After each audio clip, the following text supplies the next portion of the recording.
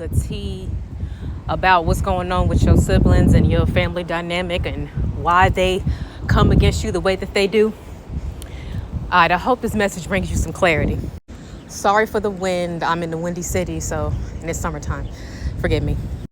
Okay, so one sibling, this one is most likely older than you. And this is the sibling that they have experienced a lot of abuse. Like they took a brunt of the abuse throughout the course of their life from both of their parents. And what this sibling did is the anger and resentment that they had toward your parents, they took out this anger and frustration out on you. And they basically bled on a person that didn't even cut them. Okay, bleeding on people that didn't even cut them. That right there is another message. So be on the lookout for that. But anyway, this sibling harbored so much anger and resentment toward your parents because of what they had to endure, what they had to put up with, what they had to witness. And because they were afraid to unleash that energy towards their parents because they are afraid of your parents, they basically picked on someone that was smaller, younger, weaker than them. So this is why your sibling was very abusive when you were a young child. I mean, before you even started puberty, this sibling was very abusive towards you. Now, over time, once you went through puberty and you went through your teenage years and you started to grow and mature and develop, you eventually started to catch up maturity-wise to this sibling. And when you began to see them through a mature set of eyes instead of a child set of eyes, you began to see that this sibling was very, very immature. And a lot of the things that they did to you was very uncalled for, unnecessary, and was very severe. Like this sibling had no chill because you realized that at your age, you're like, I wouldn't do this to a young child. So there's no excuse for why they did it to me. This is also the sibling that has barely grown and evolved as a person. Like you have completely surpassed them maturity-wise at this point in your life. And they resent you even more now because you've surpassed them and because you went through a lot of abuse, but you came out stronger than they did. They resent you. This is part 2 to the clarity on your siblings. Okay. The sibling that I mentioned in part 1, the one that really resents you and they put out a lot of their pain and trauma and projected that onto you. It was misdirect anger, displaced aggression. Like they wanted to direct that anger towards their parents for abusing them, but instead they went to someone weaker and younger and smaller. So that's why they abused you. This sibling also was dealing with envy. They have been envious of you since day one. I'm hearing since you popped out the womb, they've been envious of you. They've been envious of the fact of your natural beauty, okay, whether you are female or male. They resented the fact that you were naturally beautiful and that many people adored you and really admired you and really uplifted you because like you got a lot of attention and a lot of compliments when you were a baby because of how adorable you were. Like you just had this light about you, and your sibling witnessed this and they felt some type of way because they wanted to be the only one that was cute and adorable and sweet, and they wanted to receive all of the attention. But when you started to receive more attention because you were a baby and they were a little older, they began to be very envious of you because of your beauty, because of the attention you got. And they thought that you were like competition with them. They thought that you were going to steal their thunder, steal the shine, that you were going to steal their position. Instead of them just understanding that they had their time, they're older now, and it doesn't take away from the fact that they are who they are, but when new babies are born into the world, of course you're going to give them more attention as a child. And this other sibling just was not mature enough to realize it. They thought the whole world should revolve around them and that nobody else should receive attention, only them. They felt like they are the center of everybody's universe. Very selfish, very self-centered, very entitled. And as you got older and you got more stronger and you became more independent and you started to grow into your own, you have a strong head on your shoulders that they do not have. At your age, you are much more wiser and mature and have more life experience and more healed than they were when they were your age. So they see you doing life better than them, and you went through a lot of the same struggles that they went through, and they saw that you were able to overcome it. You were able to move forward in life while they weren't. They allowed their pain to tear them down and break them down and stop them. You didn't. Part 3 about the clarity on your siblings. Now, you are the black sheep of your family, and you know this. And your siblings have abused you and targeted you and ganged up on you your whole entire life. It was always you against them. It was never like somebody took your side or someone said, hey, like, leave them alone, don't do that. No. When one of your siblings was bullying you, especially this one, when this sibling especially was bullying you and going against you, the other siblings were laughing at it. The other siblings were not stepping in to defend you or not telling the sibling that's being the abuser to knock it off or stop. No, they looked at you as pure entertainment by you being abused. This was further than bullying. This was abuse. Emotional abuse, verbal abuse, even physical abuse. Like, they wanted to put their hands on you. And it's because they are a coward. They are weak. They cannot, you know how they say pick on somebody your own size? They could not pick on somebody their own size because they are afraid of getting their ass beat. They're afraid of somebody really fucking their ass up. So that's why they would rather go to someone that's smaller, someone that they feel like they can win against. But here's where life turned around and the tables have turned, because when you got older and you became a young adult, you know, I mean, as soon as you hit 18, you're a young adult, okay? So, because some of you, I feel like this in this collective, I'm talking to like a teenager still, like maybe 18, 19 years old, okay?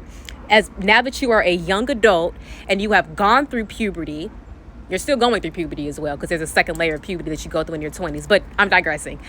But now that you are a young adult and you have grown into your adult body, you are like sizing them up now. For some of you, you may be exactly their size. Some of you, you may even be bigger than them. So the same one that they tried to pick on and bully, now if they tried to try that with you now and they wanted to try to try to box with you, you actually, like, you could take them. Basically. And they know for a fact that if they tried to fight you today, that you probably could beat their ass. And now at this point, this sibling that's older than you is now afraid of you. They're afraid of what you're capable of. They're afraid of your power. They're afraid of your strength. They know you can sometimes have a temper, and when you can allow that temper to get the best of you, they know that you can fuck somebody up.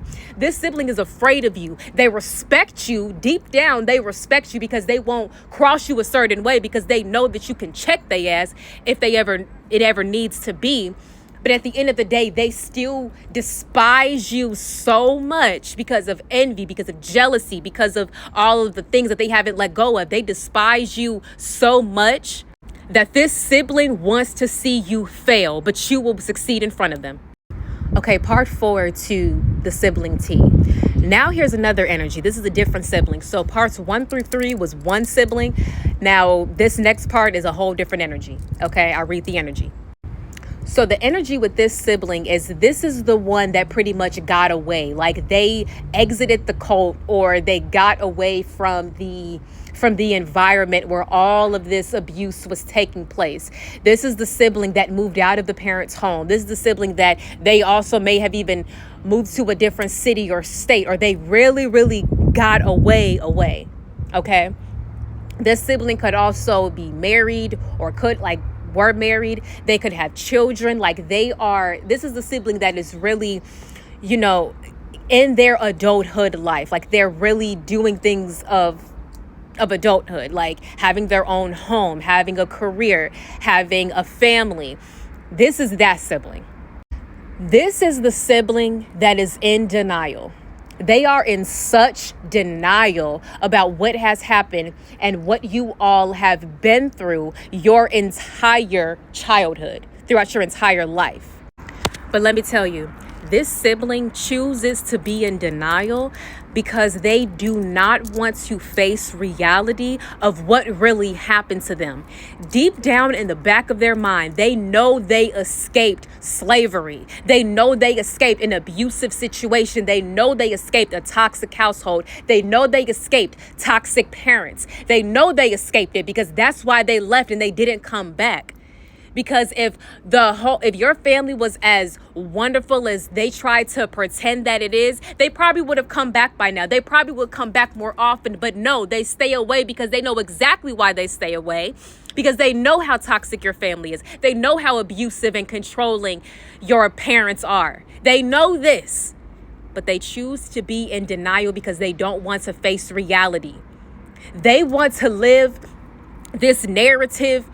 It's like basically when they walked away from the family and they started their whole new life, they basically went off and created their whole new life, and they wanted to just close the door on their old life and act like that first part of their life didn't happen. And they was telling themselves this new narrative that they had these wonderful parents and they just had everything that they wanted and ever needed. They had just such this wonderful, great life, and they have nothing in their past that they need to go revisit because they don't want to face their reality because it's too fucked up and it's too much for them to face. And they're not strong enough to face the reality of what has happened, because if they do, they have to see how they may have adopted some of those negative traits and they could possibly be passing it down to their own children, their own family, their own spouse. This is part 5 about your sibling clarity.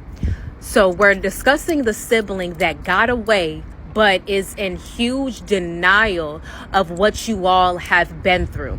This is the sibling that has done no shadow work, no healing. They have not faced their demons. They have not gone to heal their wounds. They have not even looked or searched of the root cause of why they feel how they feel, why they act certain ways, and why are they having such low self-esteem, why they have low self-worth. They have no idea where it's coming from, and where it's coming from is their mother and father wound.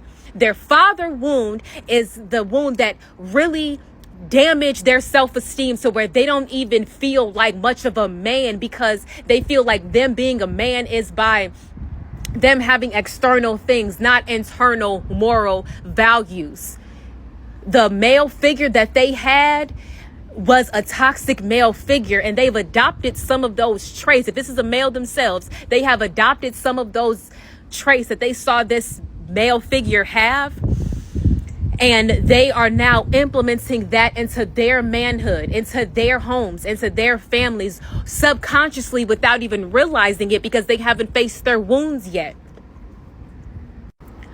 They are unknowingly repeating a cycle without even realizing it, because they did not face their wounds, because they are so heavy in denial. They're like turning their back on their childhood, turning their back on the mess that they went throughout their life, because they think that if they can turn their back on it and ignore it, it'll all disappear and it'll all go away. But it's like imagine a monster behind a closed door, banging and banging and begging to be let out. Or the thing is, you can't let that monster out, but you have to open that door and face that monster. And they think if they can just ignore it, it'll go away. But that monster is constantly banging and banging. The monster is their past, those demons that they haven't faced. And it's going to continue to get louder and get more aggressive until they face it. But to distract themselves from that monster behind that closed door of their past, they would rather focus on other things in front of them, and distract themselves. Like, this is why they may be, mean or a bully to their friends and family, how they intentionally target you, their scapegoat sibling, their black sheep sibling, and continue to target you and focus on you and your shortcomings so that they don't have to face their own demons behind that door. The more they are in denial, the further away they get from their authentic self. And they despise you because you faced your shadows head on.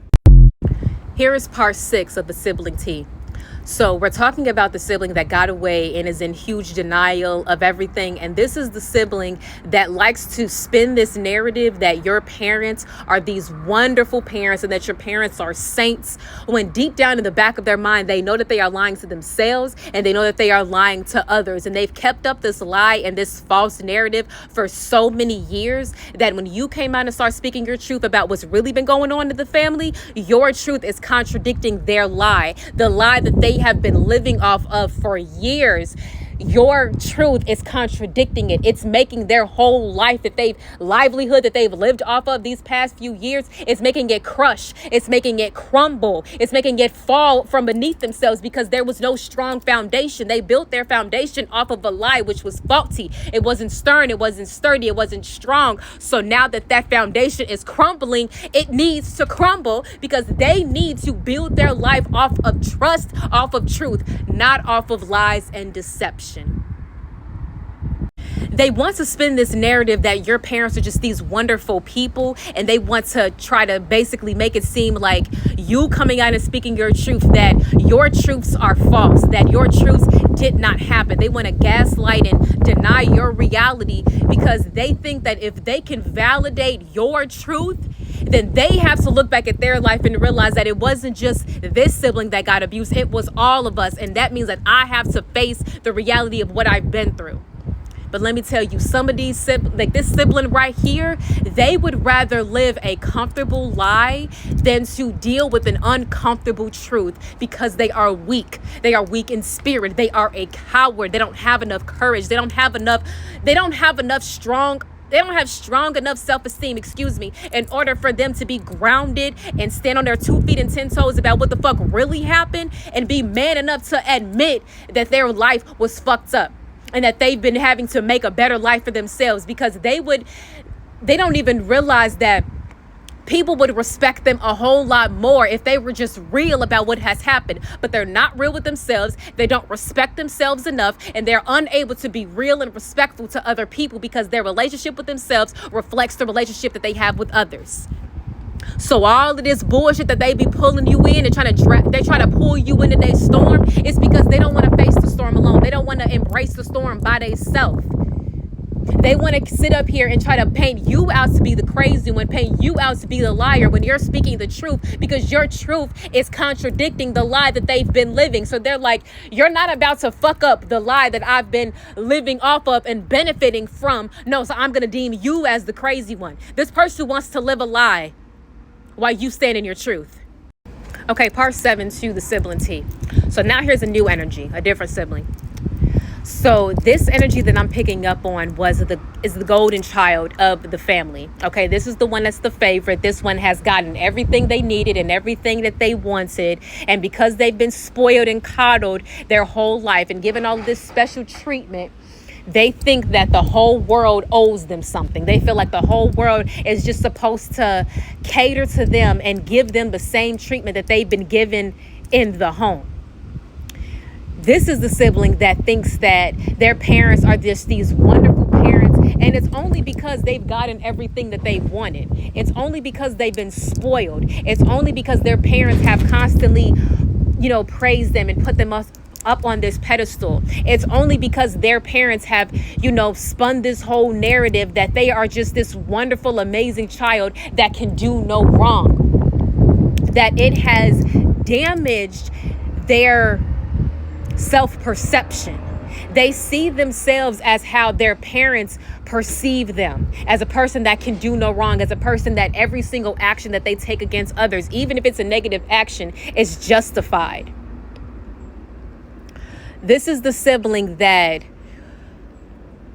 they don't truly see your parents for who they are. They may say that they do, but they do not. Because if they see their parents,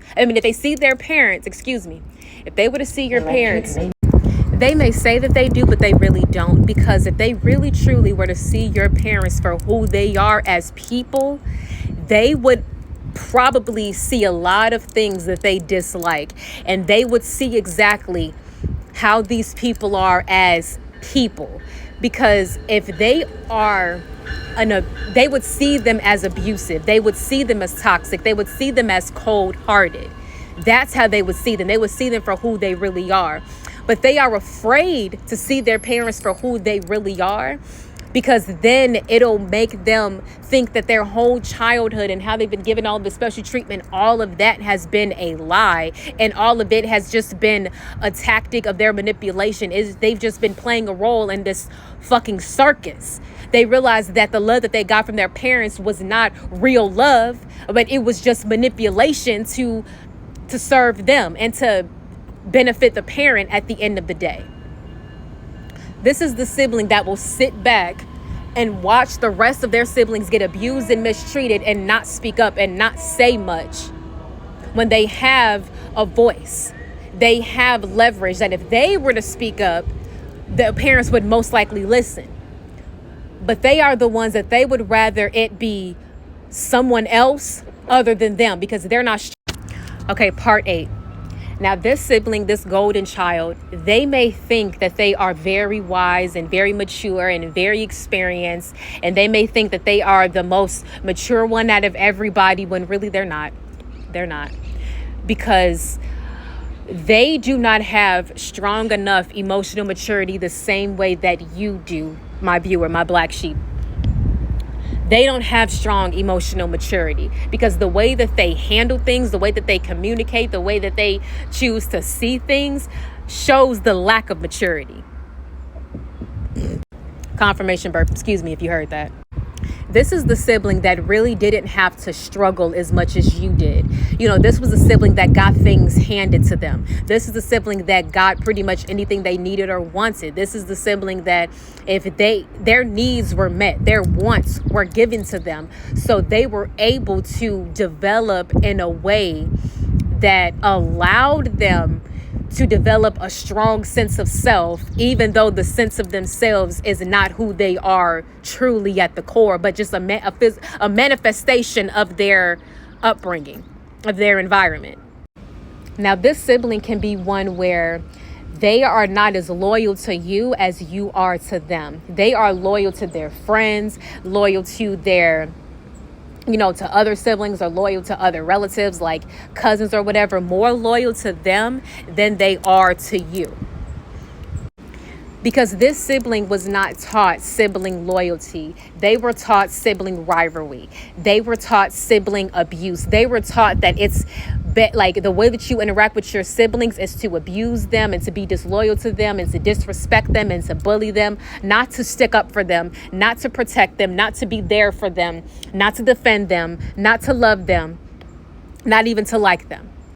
This sibling basically, when you guys were growing up, kind of treated you like you were the nerd, the flunky, or just the nerd, and they were the popular kid that just kind of brushed aside that nerd kid. Like, they always tried to do things to play you, to make you feel less than, to make you feel as if you were not important, because they didn't want anyone else to come and take them off of that pedestal. And they felt that when they were at this pedestal, that means that they can look down on everyone else and turn their nose up on others, especially you, the black sheep.